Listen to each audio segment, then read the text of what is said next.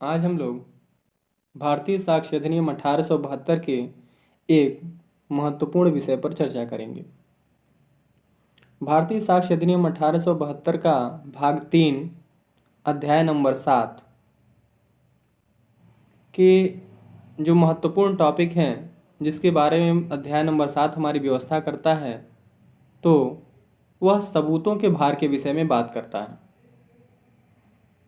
जिसमें से जो धारा 107 और धारा 108 है, इसमें समस्या बनी रहती है, इसमें अंतर स्पष्ट नहीं आता है।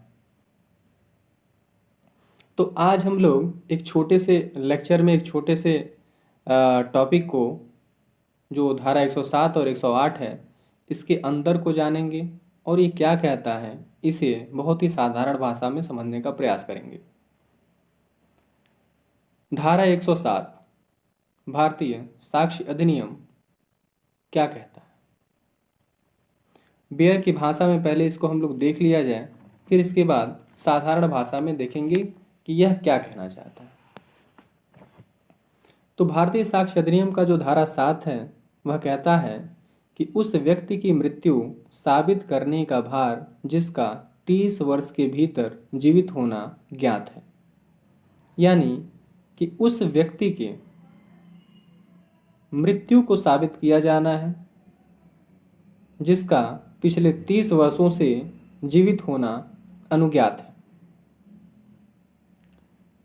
कह रहा है कि जबकि यह प्रश्न है कि कोई मनुष्य जीवित है या मर गया है, और यह दर्शित किया गया है कि वह 30 वर्षों के भीतर जीवित था, तब यह साबित करने का भार कि वह मर गया है उस व्यक्ति पर होगा जो उसे प्रतिज्ञात करता है। प्रतिज्ञात करने का मतलब है उसे कहता है या वो यह बताता है कि वह जानता है। देखिए, धारा 7 यह कह रहा है कि अगर कोई व्यक्ति है जो 30 वर्षों से क्या है, लापता है, गायब है, तो न्यायालय फिर भी उसके बारे में यही मानती है कि वह व्यक्ति क्या है, जीवित है। न्यायालय यह उपधारणा करती है, न्यायालय यह उपधारणा करेगी कि अगर कोई व्यक्ति 30 वर्ष से गायब है, लापता है, तब भी वह क्या है, जीवित है। और अगर जो कोई व्यक्ति यह कहता है कि नहीं साहब वह मर गया है, तो न्यायालय यह साबित करने का भार कि वह मर गया है उसी व्यक्ति को देती है जो कहता है कि वह जीवित नहीं बल्कि मर गया है। देखिए, धारा 107 ऐसा क्यों कहता है, अब इसको हम जानेंगे, लेकिन उससे पहले हम धारा 108 भी देख लें, फिर दोनों को हम देखेंगे। दोनों में आपस में कंपेयर किया जाएगा कि आखिर ये दोनों में कॉन्ट्राडिक्शन है या दोनों बिल्कुल अलग बातें हैं। धारा 108 वही कहता है कि यह साबित करने का भार कि वह व्यक्ति जिसके बारे में 7 वर्ष से कुछ नहीं सुना गया, वह क्या है, जीवित है। धारा 7 वहीं 108 क्या कहता है, तो धारा 108 कहता है कि उस व्यक्ति के बारे में जो 7 वर्षों से लापता है, जिसके बारे में कुछ नहीं सुना गया, उसके बारे में उसके जीवित होने की को साबित किया जाना। यानी अगर बेयर की भाषा में देखें तो कह रहा है, परंतु जबकि यह प्रश्न है कि कोई मनुष्य जीवित है या मर गया है, और यह साबित किया गया है कि उसके बारे में 7 वर्ष से उन्होंने कुछ नहीं सुना है, जिन्होंने उसके बारे में यदि वह जीवित होता तो स्वाभाविकतया सुना होता, तब यह साबित करने का भार कि वह जीवित है उस व्यक्ति पर चला जाता है जो उसे प्रतिज्ञात करता है। यानी धारा 108 कहना चाहता है कि अगर कोई व्यक्ति जीवित होता तो सामान्यतया उसके बारे में जरूर सुना गया होता कि वह कहीं रह रहा है, कोई काम कर रहा है, लेकिन जिसके बारे में 7 वर्षों से नहीं सुना गया, न जाना गया, न देखा गया, तो उसे मरा हुआ मान लिया जाएगा।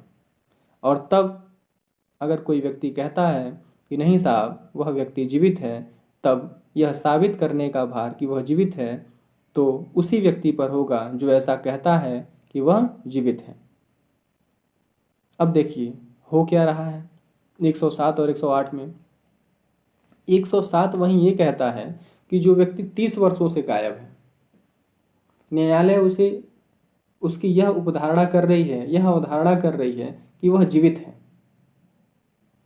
अब वहीं 108 में देखा जाए तो जो व्यक्ति 7 वर्षों से मात्र गायब है, उसके बारे में न्यायालय यह अवधारणा कर रही है कि वह व्यक्ति मर चुका है। तो देखा जाए तो दोनों में कॉन्ट्राडिक्शन की बात हो रही है, लेकिन फिर भी दोनों में कॉन्ट्राडिक्शन नहीं है। जो धारा 107 है ये हमारा बेसिक क्रिमिनल मामलों में लागू होता है। इसकी आवश्यकता क्यों पड़ी यह भी जानेंगे। वहीं जो हमारा धारा 108 है यह सिविल मामलों में या पारिवारिक मामलों में लागू होती है। इसका भी कारण है। अब हम कारणों पर चर्चा करें कि धारा 107 हमारा सामान्यतया क्रिमिनल मामलों में ही क्यों लागू हो जाता है। क्यों ऐसा प्रावधान किया गया कि जो व्यक्ति 30 वर्षों से गायब है उसकी जीवित होने की अवधारणा की जा रही है न्यायालय के द्वारा। तो इसका बेसिक कारण यह है। एक उदाहरण से अगर देखा जाए या सामान्य भाषा में अगर समझा जाए तो जैसे हम कह सकते हैं कि अगर कोई क्रिमिनल है या फिर किसी व्यक्ति ने क्राइम किया और वो क्या करता है, भाग जाता है, देश छोड़ देता है, 30 वर्षों तक गायब रहता है। कोई संज्ञेय अपराध करता है, 30 वर्षों तक गायब रहता है। तो अगर यह धारा 107 ना होती तो क्या होता?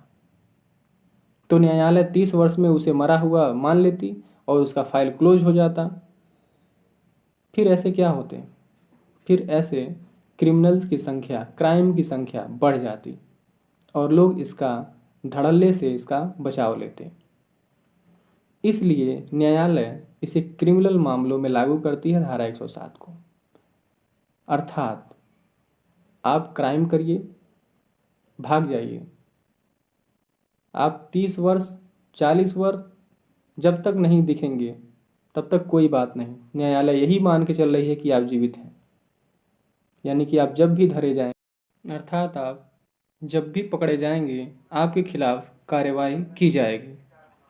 वहीं धारा जब 107 की बात हम करते हैं तो धारा 107 में ऐसी बातें की गई हैं कि जो कोई व्यक्ति 7 वर्षों से जिसके बारे में कुछ नहीं सुना गया है, अर्थात 7 वर्षों से लापता है, गायब है, उसके बारे में न्यायालय इसलिए अवधारणा कर रही है कि वह मर चुका है, क्योंकि